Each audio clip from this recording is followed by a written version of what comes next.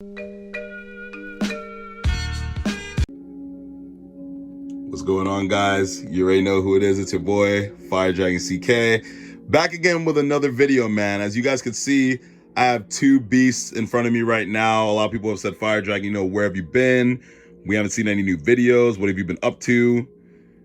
Well, guys, besides working, this is what I've been up to, my friends. I do have, as you can see, the Xbox Series S, and we do also have the PlayStation 5. As you can see, we have our charging docks. We have our Xbox charging dock here, our PlayStation charging dock right next to it. Have the DualSense controller right here. So this is just to give you guys an overview of my setup and how I'm rocking it right now.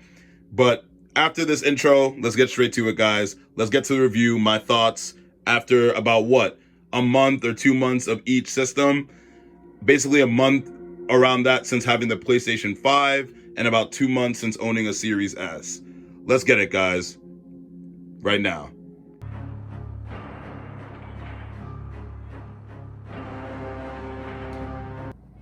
All right, guys, and here we are with the actual Xbox Series S console right here. This is just gonna be the start off of the Xbox side, because what I'm gonna do is I'm gonna make a pros and cons of what I like about the Xbox Series S. Then I'm gonna do one for the PlayStation 5, and then we're just gonna compare the two, right, at the end. So starting off here, we have the Xbox Series S. As you can see, this is the front. It's, you know, the small white console. As you know, Microsoft have two SKUs of the Xbox going on right now. One, they have the Series X, which is the bigger black one, which is the one that's capable of 4K, native 4K gaming, you know, whereas this one is more scaled down. So on both consoles, you can hit anywhere from 60 to 120 frames, but basically on this console, you're just gonna be doing it at a lower resolution. On the box, you know, Microsoft claims that you're going to be doing 1440p at 120 frames per second. Not really, guys. In some games, yes, you will be able to do that, but more than likely, the realistic range is you're pretty much going to be playing anywhere from 900p to 1080p at 60 frames per second. Sometimes you may be even doing dynamic 900p, so the resolution is going to, you know, change to keep up the frame rate. So as you can see, again, I have my two controllers here. So let's start out with the controllers, right? So this is actually the Xbox One controller from last generation, right? This is the white Xbox One controller right here. And to compare it, right, I do have the new controller. So as you can see here, we have the new Series X controller, or the Series S, the core controller. And then here we have the older controller, right? So what are the differences between these two? Well, if you notice here on this controller, the first difference that you may notice is that this surface is just completely flat, right? It is completely flat at the top. Whereas on the Xbox One controller, you see you have this big curve right here. So it's a lot more concave on the top. Here you have the create button right here, whereas that doesn't exist on the Xbox One controller. And the create button basically allows you to share videos and gameplay a lot faster. Like, you can still do that with this controller, but it's just gonna take a bit more steps in the menu. Obviously the next thing that changed is really the D-pad, which, as you can see, it's enclosed in this circle right here, whereas the D-pad is just, you know, on its own. And then the top, really, this is more of a glossy, plasticky type of feel on the top, whereas this is more of a matte finish. Even on the white controller, it's like a matte finish. But other than that, guys, both controllers are virtually exactly the same, guys. Like, both controllers work exactly the same. And obviously, you know that I have to have two controllers for my system, so I have them on a charging dock right here. I'm a fighting game player, right? So I have to have two controllers. Let's actually take a bigger look at the console now. So this is just the front. Let's turn it over. Well, this is not technically not the front. This is what many people think is the front, right? Right here, many people think this is the front. The real front is here. As you can see, I have a bit of scratching on it because it sort of like fell over on my setup, but it still works perfectly fine. Just like aesthetically, it doesn't look too well, like these little smudges here, but it does work perfectly fine. This is your power button right here to turn the system on and off. So technically the front can be whatever you consider, right? Do you consider the front where the power button is, or do you consider the front where the fan is? Because that's what this big black circle is right here. This is the fan. But personally, I consider this to be the front because it's also where the sync button is for you to sync your controllers, that little black dot. And as you can see, we have a USB 3.0 port right at the front. Turn it over on the back, just all white finish. And now let's go over what we have to the actual true back of the console. First off, you have your Ethernet port right here, USB 3.0 port, a second USB 3.0 port, HDMI output. Again, guys, in order to take advantage of like the 4K gaming and stuff like that, you obviously need a 4K capable TV, and you need a TV capable of 120 hertz or 120 frames per second. But you don't have to worry about getting a cable, because the cable that comes with the Series S or X is a high-speed HDMI cable, which can support those type of resolutions and frame rates. So you just need to make sure you have the right TV. And then here we have the storage expansion slot, which is this right here. The storage expansion card is basically an internal SSD that not internal, external SSD, sorry, that basically mimics the performance of the internal SSD. Because this console here has an internal SSD hard drive of 512 gigabytes, whereas the Series X has a 1 terabyte SSD. So the storage expansion card basically allows you to plug in an external Seagate SSD that has the same speeds as the internal drive. So one of the most important things to note, guys, about the series, not even just the series, about the new Xbox consoles, is in order to take advantage of the faster loading times and in order to play the Xbox games, you need to actually install them on the internal drive. So if you want to play any new games that are optimized for the Xbox Series S or X, or any new games moving forward, they have to be played off the internal drive, unless you put them on the external storage expansion card, the one that goes in this slot right here, right? Now, you can put your older games, as in your Xbox 360, your Xbox One, and your original Xbox games on external hard drives, which is what you see right here in front of you. This right here is a 2 terabyte hard drive that I'm rocking right now. And what you see right here is actually a 500 gigabyte hard drive. So in total for my storage, I do have my 512 internal hard drive, which really, after the operating system is installed, even though it's a 512 gigabyte, you really are only able to use 367 of that to actually store games. So technically, really, you only have 367 gigabytes of storage out of the box. And then now I added an additional 500 gig and additional 2 terabyte. So all I typically do, guys, with my setup is I just plug them both in the back here. As you can see, you just take it, boom, just plug it in like that, and it just goes in. And I just plug both in, and then everything just works just like that. My experience so far, what can I say about the console? Well, I feel like it's excellent. It just does what it's supposed to do. I've had no problems gaming on it at all.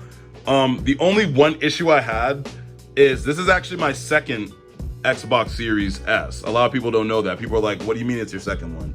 Well, the thing about it, guys, is I actually got this console on November 10th at 8:24 a.m. to be specific. I got my console from Walmart. I got this right on launch day, the day it came out in North America. And my console lasted me about 11 days. So I got it on November 10th, and then on November 21st, I started having issues with it, where basically what would happen is when I turned on the power button right here, it would just keep flashing, and then my console would eventually turn off and it would make these weird mechanical noises. But here's the good thing. I sent my console off about like 2 or 3 days later, and I'm very surprised. I gotta commend Microsoft for the way that they handled this. It only took about 8 days from the time that I sent and shipped my console off for me to get a brand new one. So this is my second Xbox, but this one has worked perfectly fine, flawlessly, with no issues, and it's been amazing. So what are some pros? Pros, I like the fact that you can actually use whatever controller you want. I like the fact that if you have an Xbox One controller, it could still work perfectly fine with this new system, or you could choose to opt out and buy the brand new core controller. So whether you have an old controller or a new one, they both work perfectly fine with the system, which saves you money in the long run. I do love the way Microsoft handled that. I do love the way that Microsoft handled backwards compatibility. You could pretty much play all the essential Xbox 360 games right out of the box when you get this console. You can play some select original Xbox games, and they all get enhanced automatically with Auto HDR, which stands for High Dynamic Range, for some more vibrant colors. So even games that came out, you know, back in the day that did it before even HDR was invented, right? Some of them can now take full advantage of HDR. I mean, it doesn't work great in all cases, but you could always experiment and find out which games benefit from it the most. The next thing is the system runs extremely quiet, guys. Like, you will not notice that this console is even on. It is like whisper quiet. Like, when people say whisper quiet, legitimately whisper quiet, guys. You don't hear anything when you play the console at all, which I really appreciate. So, like, literally, if there's no sound in your room, it's going to be completely silent. You're not going to hear anything. The only way you'll be able to hear the console is literally if you mute if you mute all the sound in your room and you go right up next to it, like right up next to this big fan here. That's the only way you're going to hear anything. If you don't do that, you're not going to hear anything on in the console at all. So that's a big plus. Overall, it's a great system, and I gotta say, Game Pass is amazing. Game Pass Ultimate, you pay what, $15 a month, and it includes Xbox Live Gold for you to play online, and it gives you access to well over 300 games. Well, now with EA Game Pass, EA being added to Game Pass is now more than that. So you can have this whole library of games for you to play right out of the box. Amazing, amazing. Now the downsides to this console. Obviously, the downside is, well, resolution, right? Games are only going to be getting better, guys, from here on out. So you're not really going to be able to take full advantage when games get better with higher resolutions and stuff like that. So you'll still be able to play the games, but not at the most optimal experience, right? Because you're gonna have to be playing them at lower settings for them to run on the Series S. But if you don't really care about that like me, or if you're picking this up as a secondary console, it's not really too big of a deal, but it's definitely a con and something that you have to consider, especially if you're trying to make this your primary machine, your primary next-gen console. Another thing that I think everybody should consider with this console is its internal storage, guys. As I mentioned, this little guy only has 367 usable gigabytes of internal storage. So when you pick this up, you better make sure that you have some external hard drives lying around, because you will need them. Unless you're somebody that doesn't mind rotating your games and uninstalling, installing, uninstalling, installing. But who always wants to go through that, guys, right? So the storage is definitely a caveat as well. But come on, guys, for $300, a very, very, very good deal. The Xbox Series S definitely gets a thumbs up in my book. If it's a secondary system, or if it's a system for a casual gamer, it's perfectly fine, and it will give you a true optimized next generation experience. Faster loading times, the quick resume feature, Game Pass, the ability to use existing hardware such as controllers to be used on the new system, amazing. So overall, the Xbox Series S gets a pass from me.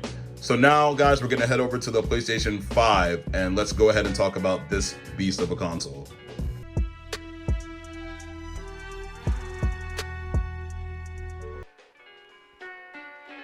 All right, guys, here we go. It's the big boy. Well, a lot of people have asked me my opinion on this console, and you guys see it right in front of you, man. Here it is, the Sony PlayStation 5. And yes, guys, as you can see, this console is big. You can see just how much of the frame it takes up. This is a big console. There is no going around that at all, my friends. But it is a great console, I will tell you that much. Well, where do we start, right? Well, the PlayStation 5, guys, this is my main console that I game on for this, 9th generation of gaming. The Series S is my secondary system, just to take advantage of Game Pass and to play with friends that have Xbox. But my primary console that I play on the most is definitely the PlayStation 5. One of the great things with PS5, well, just like Xbox too, is you can play with previous last-gen players. So I can be in parties with PlayStation 4 players. I can play games with PlayStation 4 players. So it's cross-generational. And any of my Mortal Kombat friends can tell you that I was literally just playing Mortal Kombat X just last night. I play Mortal Kombat basically every day with my friends, and that is a PS4 title, and I jump in parties with them all the time. This console has an 825 gigabyte custom SSD as its main storage. Now, 825 gigs is very weird to me, considering that the Xbox Series X has a full 1 terabyte of storage, which is really odd. And really only about 667 gigabytes of that storage is usable. So while that is more than my little Series S, as you guys saw, you're still going to need external storage, guys. So as you can see, I have another hard drive right here. This is a 2 terabyte external hard drive right here. But I've had this ever since I owned my PS4, and I'm gonna explain to you guys why right now, right? So if you guys, my friends, a lot of you guys that play Mortal Kombat with me, or a lot of people in general that still have the PlayStation 4, a lot of you guys, if you want to upgrade to the PS5, what I recommend doing is getting an external hard drive. Like you see here, this is a 2 terabyte external drive, and transfer all of your apps, all of your games, transfer them to the external storage. Move them from your internal storage on your PS4 and transfer them immediately to the external storage. That way you can still play your games on PS4. You're just playing them off the external storage instead of the internal hard drive. And when you get your PS5, guess what you have to do? All you have to do is just take this and just plug it into your PS5, and all your games are already going to be there. You don't have to worry about reinstalling your games or anything. All your PS4 games are automatically going to be there. Now, one of the myths people had about this console is they said in order to see the benefits of the hardware playing last generation games, PS4 games need to be installed on the internal SSD instead of an external hard drive. I'm here to report, guys, that that is not true. Ghost of Tsushima is a game that is installed on my external 2 terabyte drive. It's installed on this drive I'm holding in my hand right here. And Ghost of Tsushima runs at full HD resolution and literally runs at 60 frames per second. It was locked at 30 frames per second on PS4, but it now runs at a locked 60 frames per second on the PlayStation 5. And I run it off my external hard drive. So no, PS4 games do not need to be installed on the internal hard drive to see the benefits of the game enhancements. You will see enhancements even when running them off a SSD or a HDD. Off an external storage device, you will still see performance upgrades on your last gen games. Now, there is a caveat here. The PlayStation 5, like the Xbox, also supports backwards compatibility, as I just mentioned. But the thing is, one downside is that it only supports backwards compatibility with PlayStation 4 titles only. So there's no backwards compatibility for the PlayStation 3, PS2, or even PS1. Whereas on the Microsoft side with the Xbox, they have backwards compatibility with 3 generations of Xbox, the 360, and the Xbox One. All 3 of those generations are fully backwards compatible on Xbox. Granted, for the 360 and original Xbox, it's not every single game, but all the essential games are basically there. But here, guys, pretty much the entire PS4 library is available to you. Like, there's pretty much 99.9% of the PS4 library will be playable on this, so all your games basically will just play. All right, now let's look at this, right? As you guys can see, the console comes with a stand in the box. You guys probably even heard a lot about the stand. Now, the stand may be a bit annoying to put on at first, but after initial setup, the stand is perfectly fine for me because I pretty much never move my console, so it just sits on the stand the whole time. And as you guys can see, when I unplug my console, well, it's unplugged right now, I just leave the stand on. I just simply remove everything from the back of the system and just leave it on the stand. So now, speaking of the back of the system, let's go ahead and turn it here. As you can see, it's almost sort of a similar layout to the Xbox Series S in terms of we have our 2 USB 3.0 ports right there. We have our Ethernet port right here, HDMI, and then we have the power, very similar to the Series S. The only difference that we don't have with the Series S is the Series S has a storage expansion card, whereas Sony doesn't have that. So now, well, the Series, in order to get more SSD storage, you have to use a storage expansion card, right? So now the question is, well, how do we get SSD speeds on PlayStation? Well, the PlayStation is going to support NVMe SSDs, which are internal SSDs that you put inside the console. Basically, to do that, you have to lift up the panel on the system and install it internally. But right now, this is a con for the PS5. Well, right now, one, the PS5 hasn't supported that yet, so we have no support for internal SSDs. And number two, the next thing is we don't know when Sony is going to update us on that, which is one of the big cons with the PS5, I must say, is that this can only store PS4 games, the external hard drive. So all your PS5 games need to be stored on the internal drive. You see, with the Xbox, while you can't play Xbox Series S or X games on an external drive, you can still at least store them on the drive and then transfer them to the internal drive when you want to play them.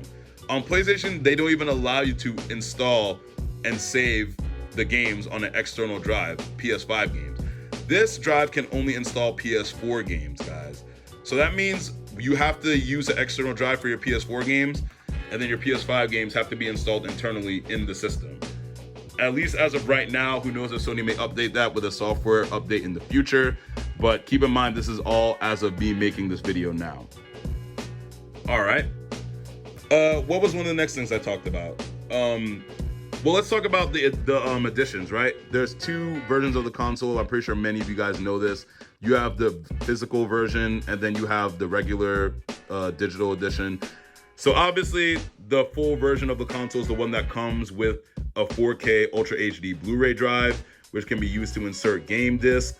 As you can see, mine doesn't have that because mine is the digital edition. So now here's another thing to keep in mind, guys, as I talked about when upgrading from PS4 to PS5. If you're somebody that has a lot of PS4 games like PS4 disc, then obviously you're going to have to buy the disc version of the PS5 because that's the only way you're going to be able to play those games. But if you're somebody like me that has a completely digital library and all your PS4 games are digital, that's the reason why I upgraded to the digital PlayStation 5, because I don't really need the disc drive, right? So I'm perfectly fine and I have all my games. But if you're somebody that has primarily physical games on the PS4, you need to get the physical PS5 to play those games, my friends. Unless you plan on rebuying all those games, but who realistically would do that, right? Now the next thing let's go over is the new controller, right? So as you can see, just like Xbox, I have the dual charging station as well for the PS5. And we have the stand right here. Again, I play fighting games. I must have two controllers for each system, right? So here it is, the DualSense controller. Guys, I can tell you that this controller feels great, and it's definitely an upgrade. Like for me, Sony always upgraded with their controllers. The DualShock 1 and 2 were almost the same controller, but the DualShock 3 was better than those two. And the DualShock 4, in my opinion, was the best PlayStation controller up until this point with the DualSense, which I think is even better than the DualShock 4. A lot of people don't like these grips. As you can see that these grips right here are kind of long. They're much longer than the handles on the PS4 controller. But I actually like these longer grips. They feel really comfortable in the hand, in my opinion, and it suits my hand rather well. The touchpad is great, a nice matty texture right there in the center. As you can see, normally with Sony controllers with tradition, your 4 face buttons, normally this would be blue, X, pink, square, yellow, not yellow, what am I talking about? I'm talking about Xbox. Green triangle, and then red circle. But as you can see here, guys, there are no colors. Everything is just gray and white. So these buttons are no longer colored anymore. And then you have the D-pad on this side, which feels really, really nice, guys, I must say. Right here, guys, what do you think this is for? This is actually the mute button. This little button right here. Focus, please. Please focus. There we go. So this is the mute button right here. And if you notice, there is a anti-mic right there, an anti-mic logo. There we go. And the reason why that's showing there, guys, because this controller has a built-in mic. If you recall, with the PS4, it comes with a microphone, right? The PS5 doesn't come with a standard microphone because there's already one in the controller. So this console doesn't ship with a microphone at all. The mic in the controller is okay. I mean, if you play fighting games, it can get you by just fine, but I would definitely invest on getting, at least a decent headset for gaming. But the mic is fine. And I gotta say, I love the triggers and the haptic feedback and the adaptive triggers work very well. But now I must talk about a downside.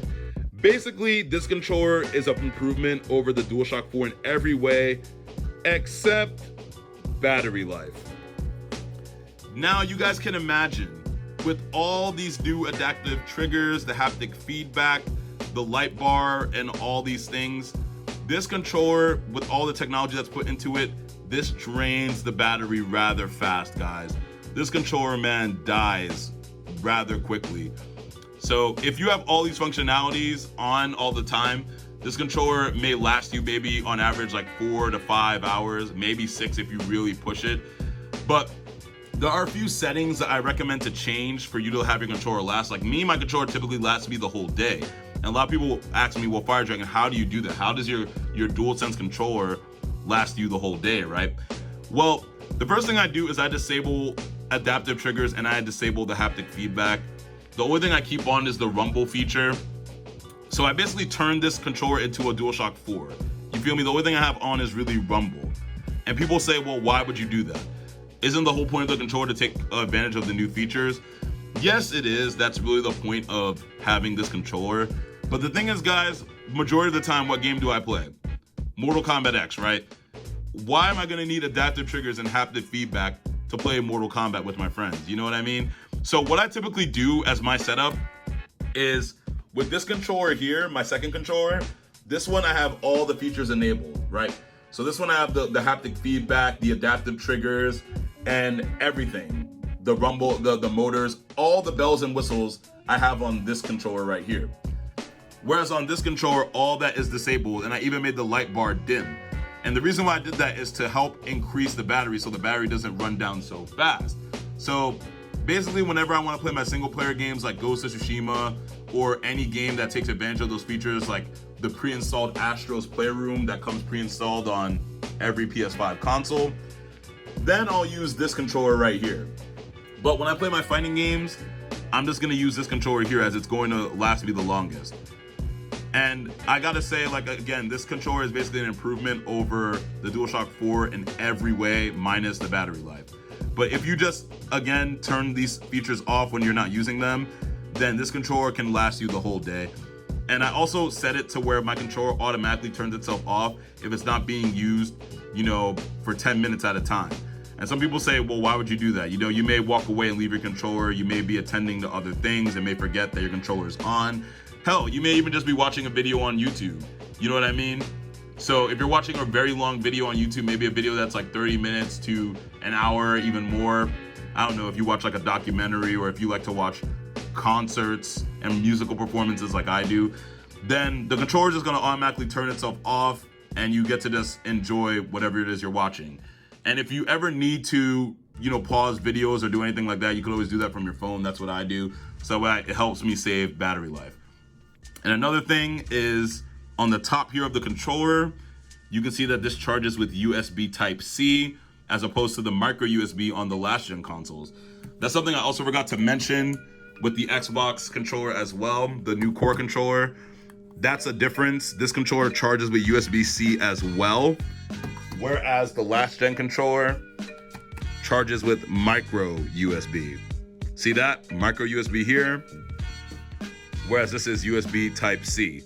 Just like the PlayStation. USB Type-C, charging port here.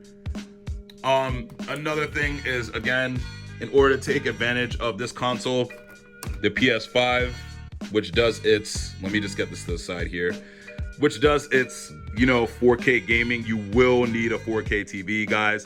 I mean, currently I don't have a 4K TV, but that's because right now I don't really care about getting a 4K TV right now. My TV does support 1080p 60 frames per second. That's all I need right now, guys, because my main priority was securing the next gen consoles. The TV is something I could always find anywhere. These consoles are the hardest thing to find right now, so that was my main priority, right? So, in short, the PS5 is a great console. There are a lot of pros going for it. It does have a good library. You know, you have Demon's Souls as a launch title, which is the remake of the PS3 classic. You do have Spider-Man Miles Morales, which is basically DLC. You have the pre-installed Astro's Playroom, which is a really good game. Then you have some good multiplats like Assassin's Creed Valhalla, which I have. Devil May Cry 5 Special Edition, which I have. Then right now, the only fighting game that is currently enhanced to work for PS5 is Mortal Kombat 11. It's the only fighting game that, as far as I know, that has a PS5 version. Obviously, we're probably going to see more patches for other fighting games to take full advantage of next-gen consoles. But as of right now, MK11 is the only one I can think of off the top of my head. But this system is absolutely fantastic. You're going to get enhancements, like I said before, on all your PS4 games. And again, price, my console, the digital edition, it doesn't have a 4K Blu-ray drive, but this console is $399, $400, about $426 if you include tax. Well, for me, I live in New Jersey, so including New Jersey sales tax, this console is about $426, whereas the physical edition is about $533 with New Jersey sales tax. So there you have it, guys. Then we're gonna just do a final comparison of the two consoles to let you know basically what my final summation is of both consoles.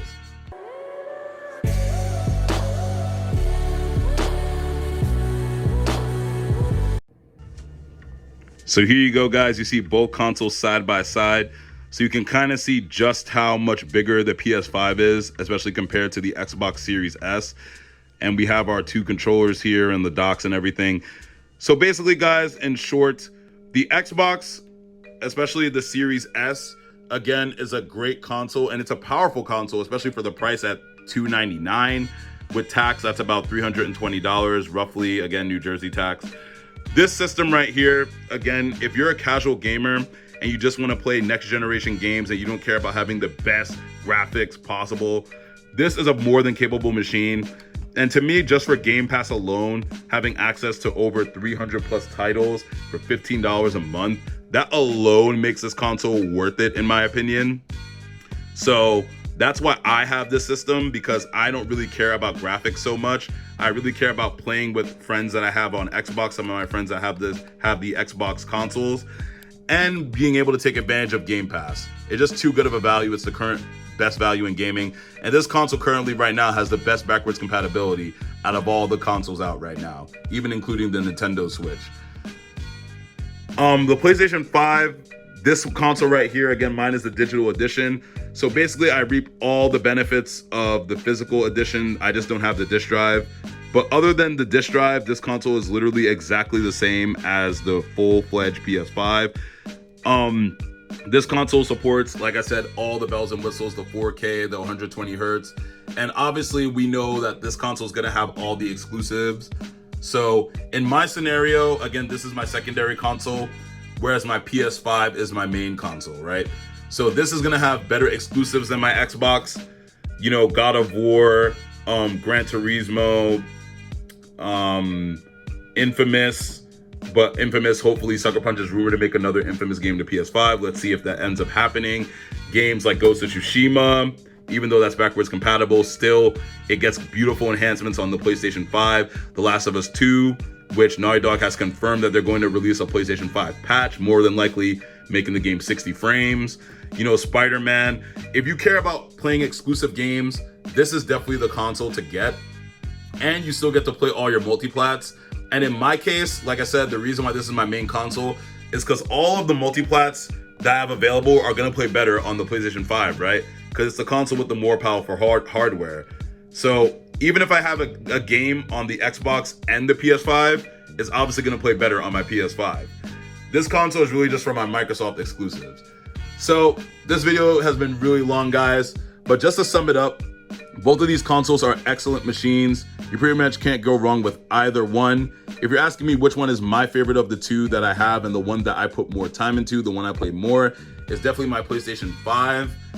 And basically, if you're just a casual that likes Game Pass, you don't really care about exclusive games, you just want to be able to get into the next generation at the least affordable cost, then it's the Xbox Series S, no brainer. If you're somebody that is a hardcore gamer that cares about exclusive titles, that wants the best bells and whistles in gaming, then the PlayStation 5 is obviously the console to get. Or you may want to get an Xbox Series X, you know what I mean? Because the Xbox Series X is actually more powerful than the PlayStation 5 on paper, but you're not really going to see too much of a difference you know, in actual everyday use. I mean, multiplats essentially run the same on the Series X and PlayStation 5. So yeah, both of these guys, amazing consoles. I love them both. The Series S and the PS5, guys. Make sure you guys like, comment, and subscribe if you enjoyed this video, guys. If you guys would like me to talk more about these consoles, just tell me.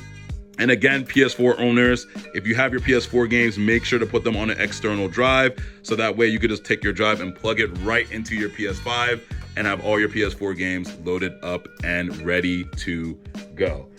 It's been real, guys. It's your boy Firedragon CK out. Peace, guys, and be safe. All right?